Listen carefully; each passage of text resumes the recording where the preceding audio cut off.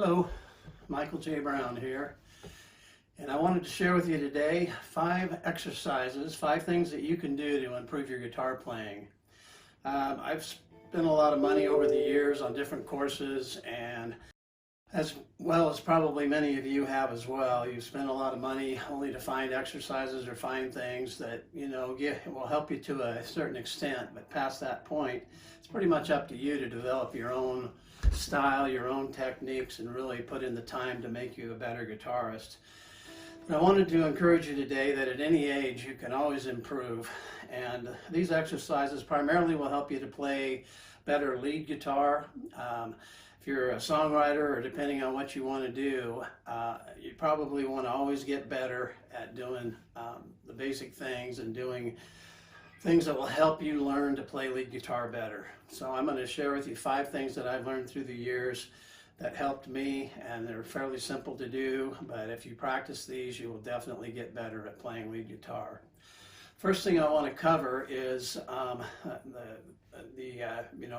fact that you need to learn the notes on the top 2 strings. If you learn the notes on the top 2 strings, you'll know what key you're in, you'll know how to stay in that key progression, and you'll learn how to play in the right key when you're playing leads. You don't want to hit notes that are in a different key, obviously. That sounds pretty bad.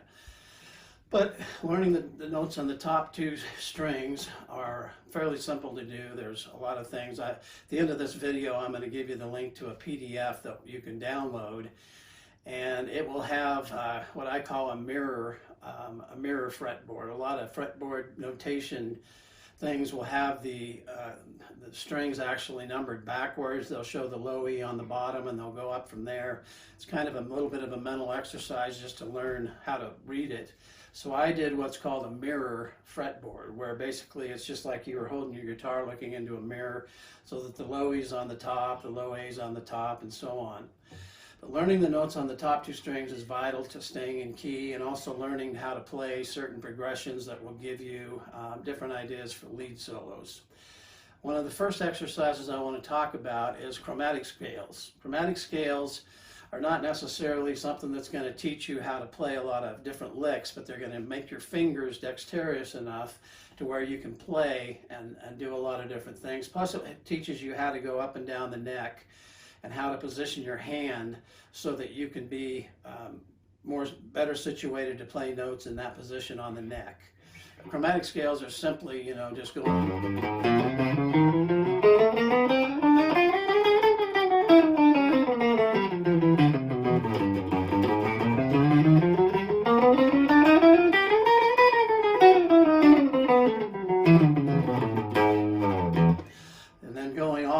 To the 12th fret. You want to go do that exercise all the way up. A lot of people will tell you to use a metronome when you're doing this so that you can, learn when you're getting faster. And really, I don't really do this to try to get necessarily faster. I just learn to do it to keep my fingers and keep my hand in the right position going up the neck.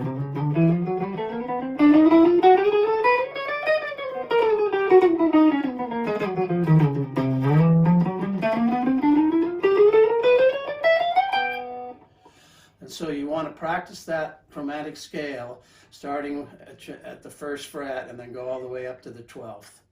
That's the first exercise that'll help you develop not only coordination between your picking hand and your finger hand, but it'll give you the dexterity that you need to play lead solos all the way up and down the neck. But it's really good for developing coordination between your picking hand, because you're going to do an up-down pick motion.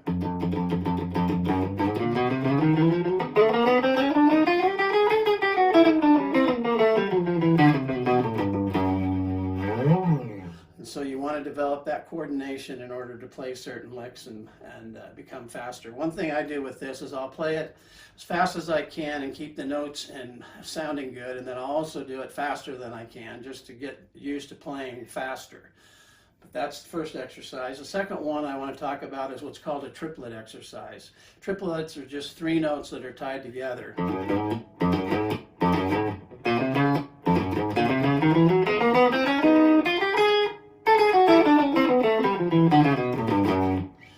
And so what you're doing here is you're starting with your first finger on the 1st fret, and then you go to the 3rd finger on the 3rd fret, 4th finger on the 4th fret, Second string on the A string, you're going to the first finger, and then you're doing a third finger and fourth.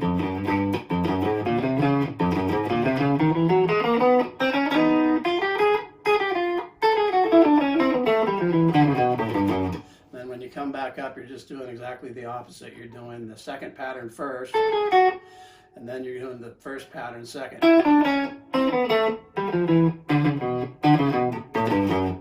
But one thing that these exercises will help you identify is where you have the most problems playing certain notes. With me, I've discovered that there's different positions on the neck where my dexterity tends to wane. So I spend a little extra time practicing in those areas just to overcome that obstacle. And you'll discover that as well. But you want to do this triplet exercise all the way up to the 12th fret again.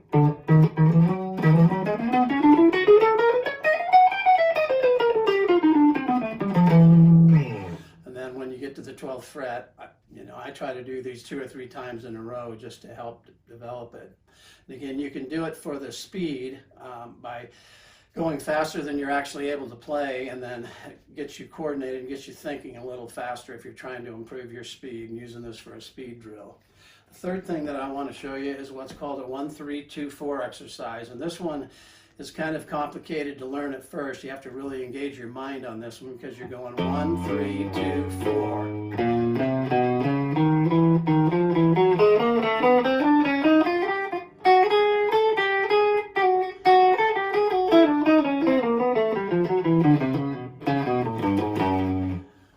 Think about it before you do it. So yeah, get your mind engaged in what you're doing. And then again, you're going to do that all the way up and down the neck as well.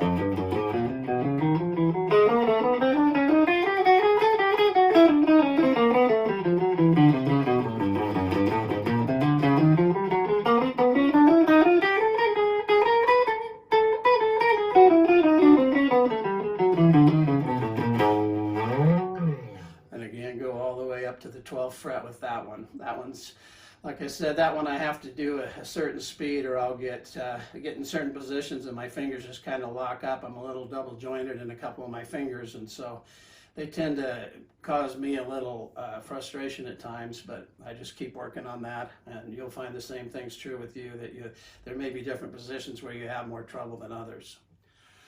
So the next exercise that you really should learn is just simply your pentatonic scales. Pentatonic scales are scales that you can play, and you can actually play those in different keys.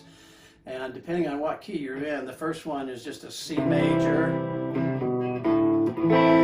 or the relative minor is an A minor. And that scale there is the basic scale that you want to learn. You can play in the open key.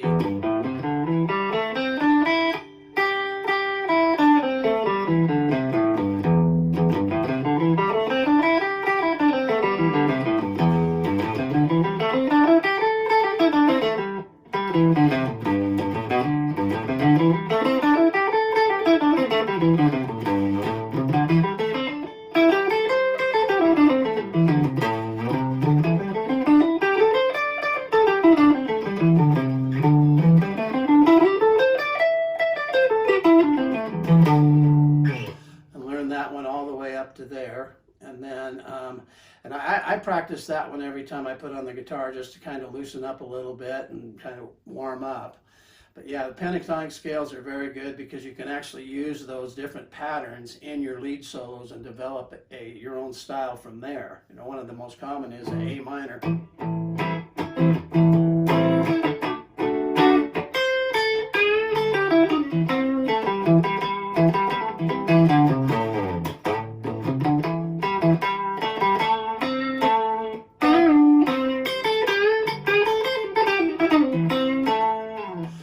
Just using a pentatonic scale, the notes in the pentatonic scale to develop little leads. So learn the pentatonic scales and practice those regularly. Fifth thing is what's called the spider exercise, and this is one of those ones where there's different types of spider exercises. One of the main ones that they use is where you just put all 4 fingers on your neck board and then move down to the next fret down, 1 finger at a time. Well, this one I absolutely cannot do because of my 3rd finger is just tied to my little finger and I can't move it down, so I don't really do that one. I mean, there's no use trying to skin a horse in the effort there. So there'll be some things that you can't do, just don't worry about them, just do what you can. The second one is where you're hitting the first finger and then you're doing.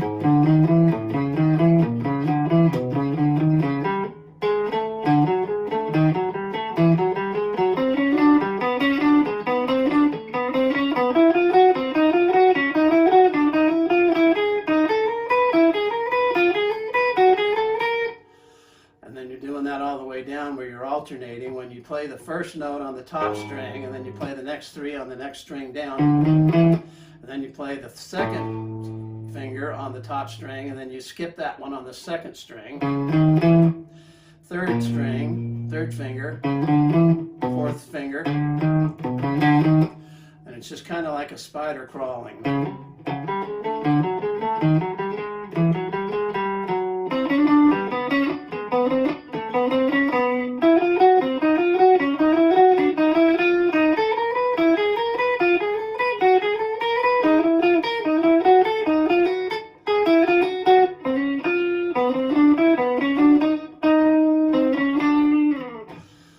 That one you got to really kind of think about while you're doing it, but that helps your mind-finger coordination get tied together because that's a bit of a stretch. Anyway, those are the 5 exercises that if you practice those, they'll really help you to grow as a guitarist. Again, just in review, the chromatic scale,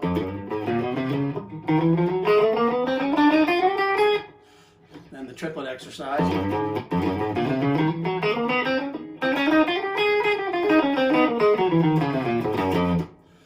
1, 3, 2, 4.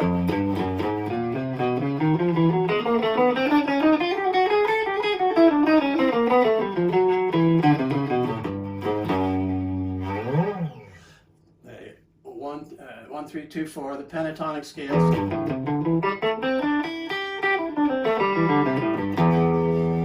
And then the spider exercise.